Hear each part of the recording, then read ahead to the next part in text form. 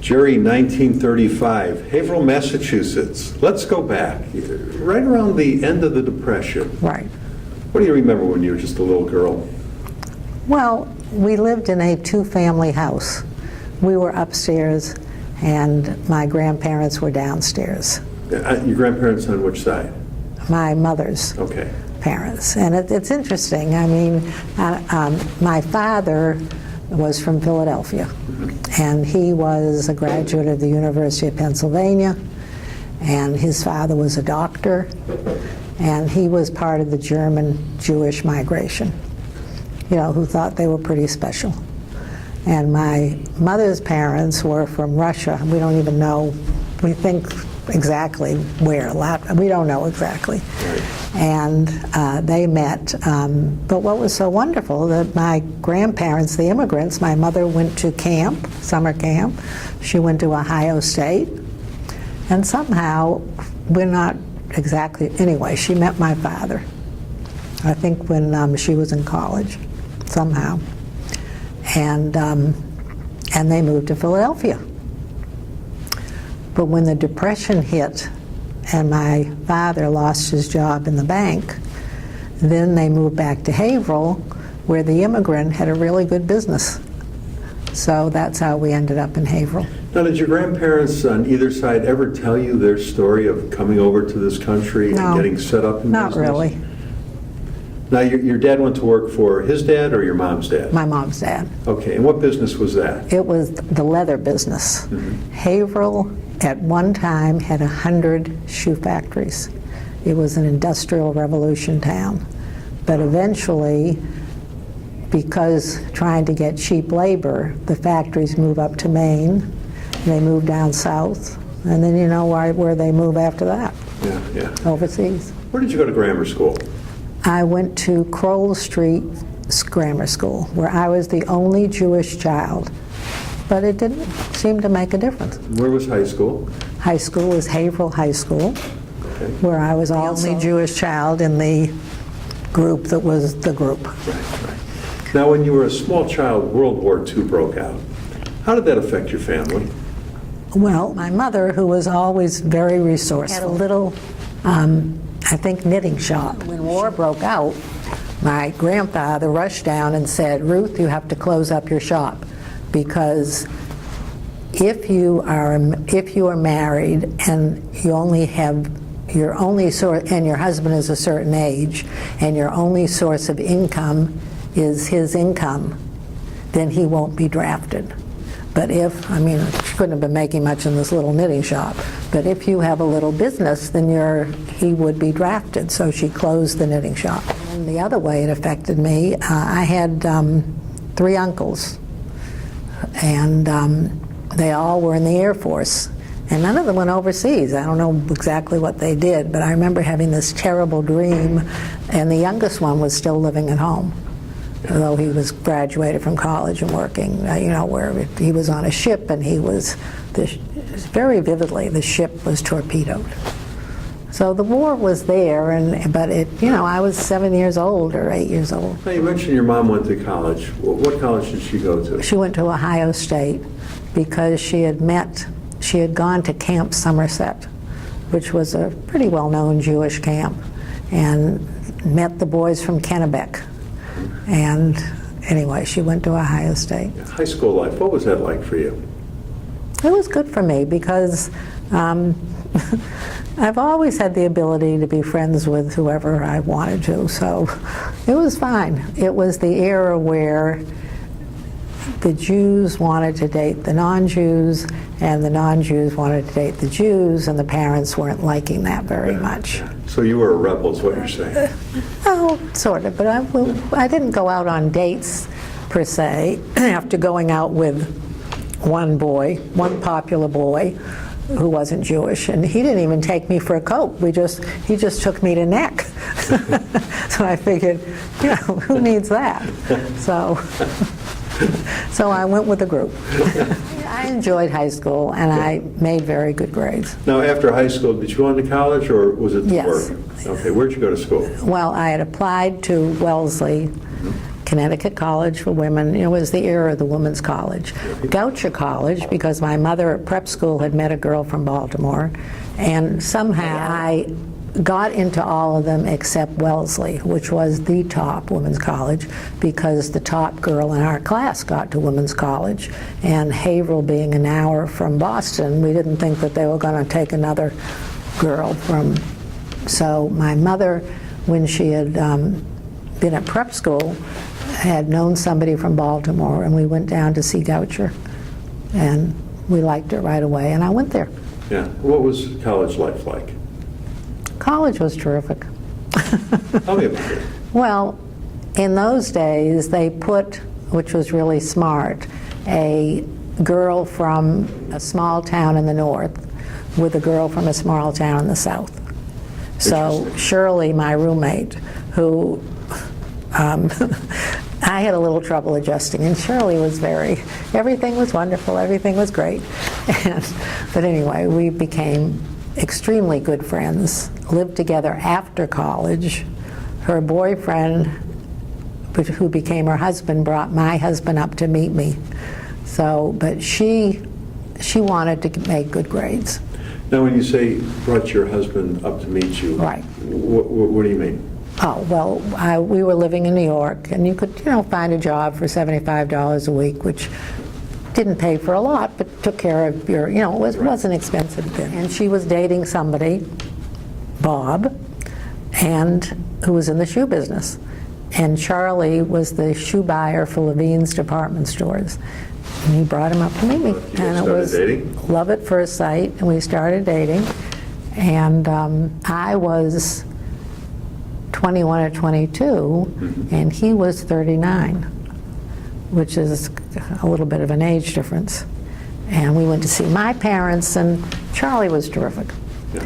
And we went to see his parents, and then he got cold feet. I'm so much older, she's going to move to Dallas, what if she doesn't like it? And he had had a failed first marriage. And And Charlie was from Dallas then? well, he was from Texas. Yeah, he was. Originally, he was from San Antonio. Okay. Yeah. And so he went to see his, and he was, diddling. So he went to see his mother, and who was sick at the time. She died of cancer the next year. And she said to him, "I knew you were dumb, but I didn't know you were stupid." So he called me up and asked me to marry him, and we got married. Wow. And then I moved to Dallas. you moved to Dallas. And what was that like for you? Telling everybody in New York goodbye and coming to Dallas? Terrific, because Charlie worked for Levine's department stores, which was Bill and Morris Levine. Bill Levine's daughter was Rosemarian Berg. And I don't know whether you heard of her or whatever. She was just terrific. She was the type of person that her kids went to Green Hill, so she was president of the Green Hill Association. She belonged to Temple, so she became president of Temple Emmanuel. And that family, they were crazy about you. They just picked me up, and it was really easy. And then what did you guys get into? We had a family that belonged to a Council of Jewish Women.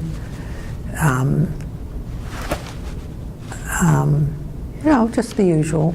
Now, We had play groups, which of course are for the mothers, not the children. Right. Right. Now, but Charlie went off and started his own business eventually? He did.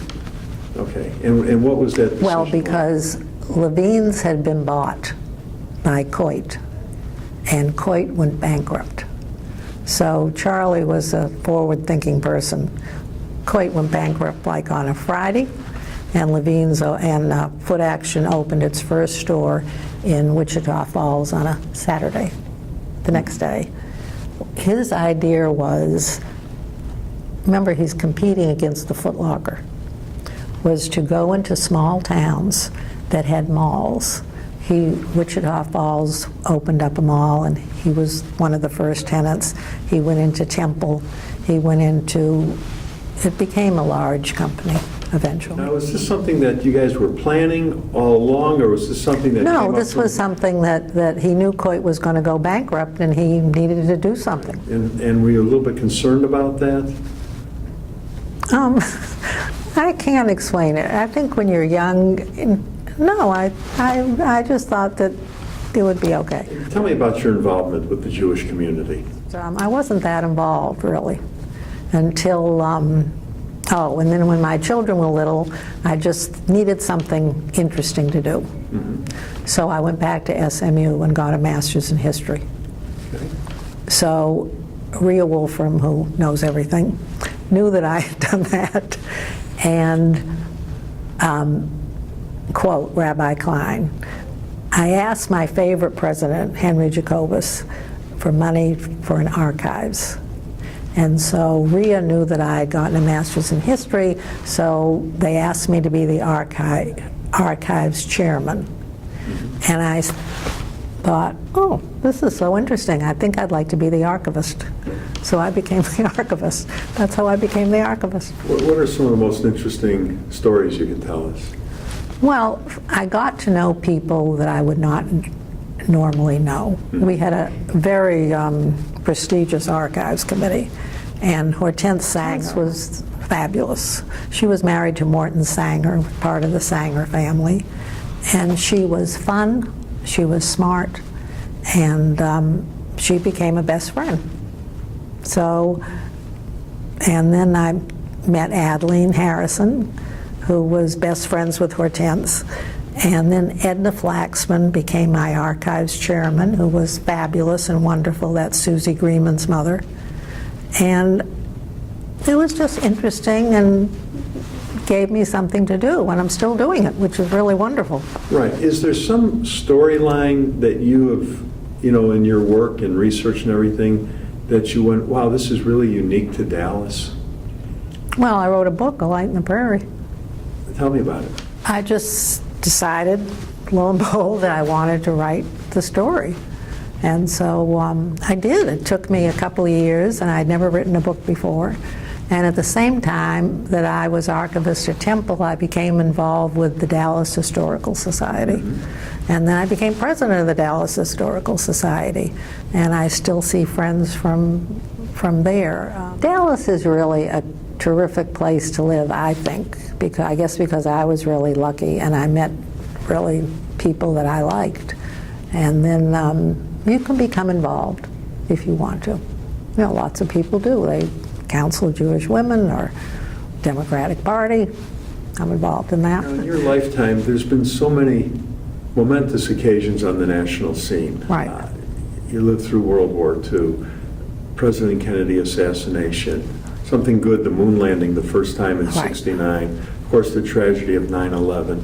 Was there something that really affected you that you know exactly where you were when it Kennedy. happened? I have a Kennedy exhibit at Temple now in the archives.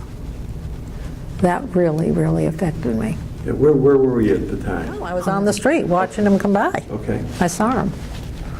There actually is a National Geographic program where they interview people on the. I'm friendly with people who are interested in history.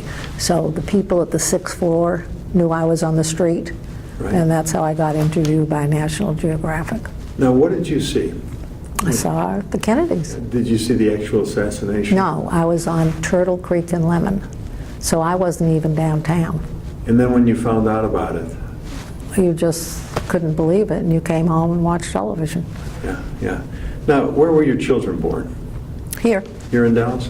I have interesting children. I have my sister, I call her the philosopher because she says they do what they do. My younger daughter has a horse ranch in Cedar Hill, and that's what she does. My younger daughter, her husband decided to have a restaurant in Bandera, and so she's moving to Bandera. Well, you have the 2 children, 6 grandchildren. What advice does Grandma want to leave to the next generation? Number 1 would be marry the right person. How you do that, I don't even know, but I did. And then find something you like to do. Yeah, that's great advice. Thanks for doing this today. You're welcome.